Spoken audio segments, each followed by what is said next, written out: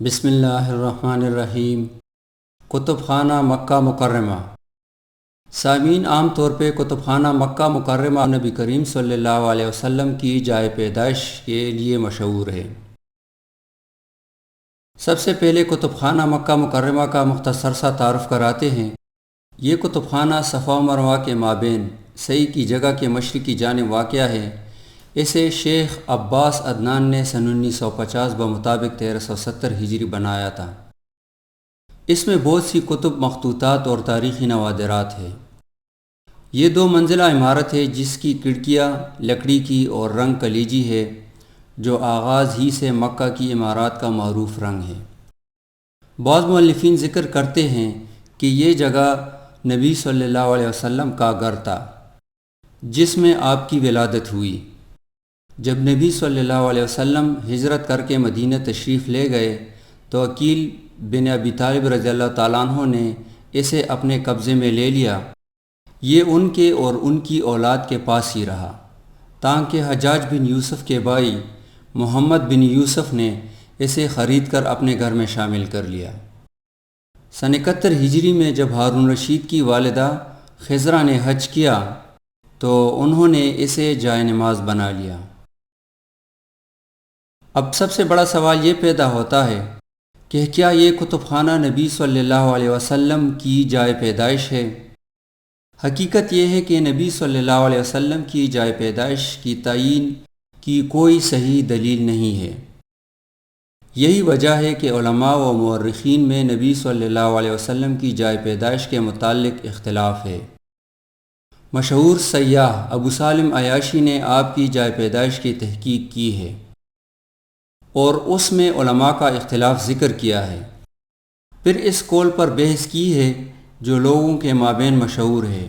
وہ کہتے ہیں بڑی تعجب کی بات ہے کہ لوگوں نے گھر میں لیٹنے کی مقدار جگہ کو معین کیا اور کہا یہ نبی صلی اللہ علیہ وسلم کی جائے پیدائش ہے۔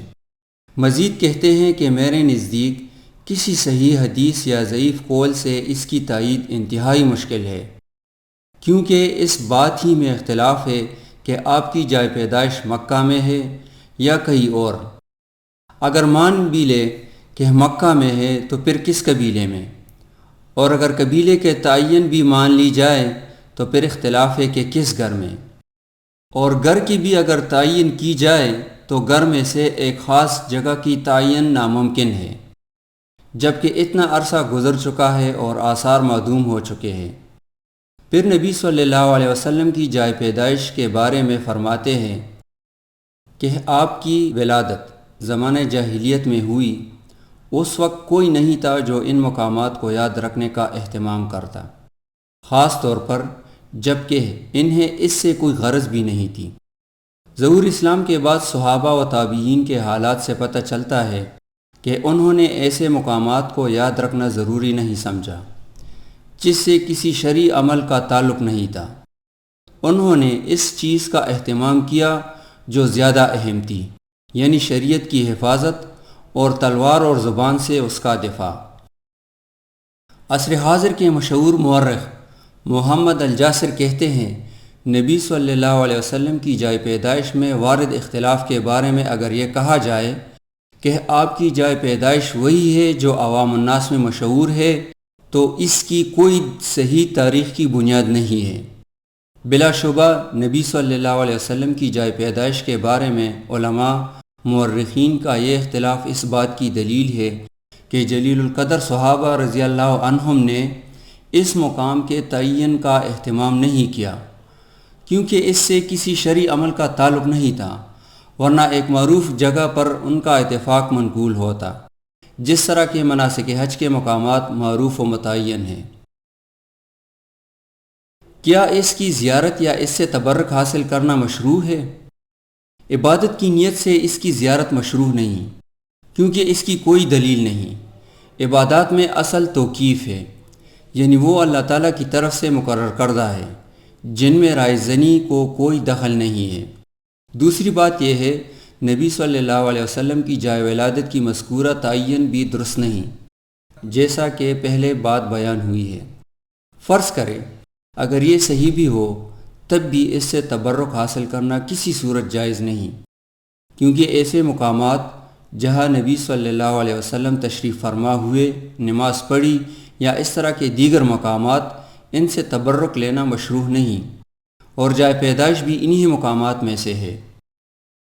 رہا اس روایت سے استدلال کہ اسراء و معراج کی رات جبرائیل علیہ السلام نے حضرت محمد صلی اللہ علیہ وسلم کو حضرت عیسیٰ علیہ السلام کے مقام ولادت یعنی بیت اللحم پر 2 رکعت نماز پڑھنے کا حکم دیا تھا، تو اس کی حقیقت کچھ یوں ہے۔ علماء محدثین اور دیگر علماء کرام کے نزدیک یہ روایت منکر و موضوع ہے، چنانچہ نبی صلی اللہ علیہ وسلم سے بیت اللحم میں نماز پڑھنا ثابت نہیں ہے۔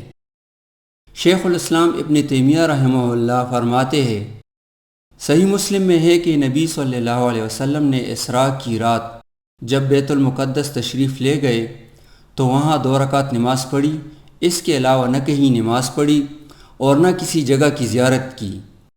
اور حدیث معراج میں کچھ باتیں صحیح مسلم و بخاری میں ہے اور کچھ سنن و مسانید کی کتب میں، ان میں سے کچھ ضعیف اور موضوع اور من گڑت بھی ہے۔ مثال کے طور پر بعض نے اس میں روایت کیا ہے کہ جبرائیل علیہ السلام نے نبی کریم صلی اللہ علیہ وسلم سے کہا کہ یہ آپ کے والد حضرت ابراہیم علیہ السلام کی قبر ہے، اترے اور یہاں نماز پڑھے، اور یہ بیت اللحم آپ کے بھائی حضرت عیسیٰ علیہ السلام کا مقام ولادت ہے، اترے اور یہاں نماز پڑھے۔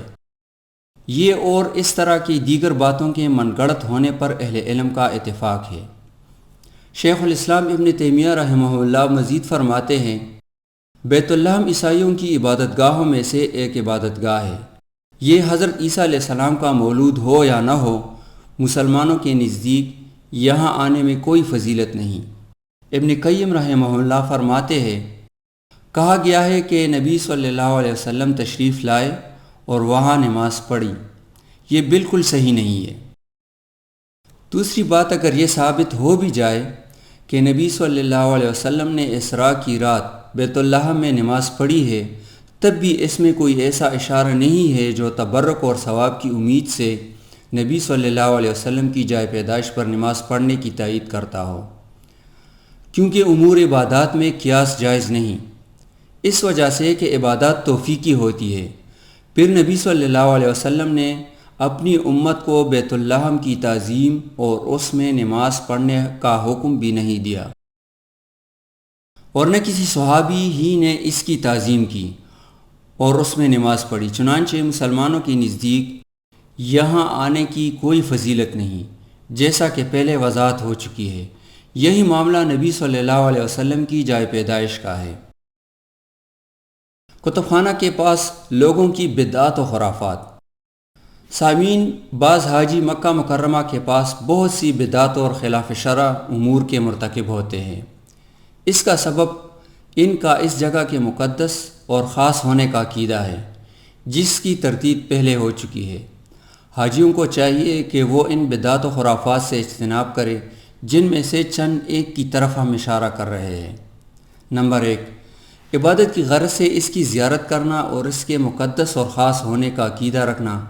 نمبر 2، غیر اللہ سے دعا کرنا اور اس سے حاجت طلب کرنا، اس کا طواف کرنا، اس کی طرف منہ کر کے نماز پڑھنا، دعا اور قرت کا اہتمام کرنا، اس کی دیواروں اور مٹی سے تبرک حاصل کرنا، اس پر کچھ لکھنا، اس کے دروازوں اور دیواروں پر عطر چھڑکنا اور وہاں کچھ نشانیاں رکھ آنا، جیسے اوراق، رسائل اور بال وغیرہ۔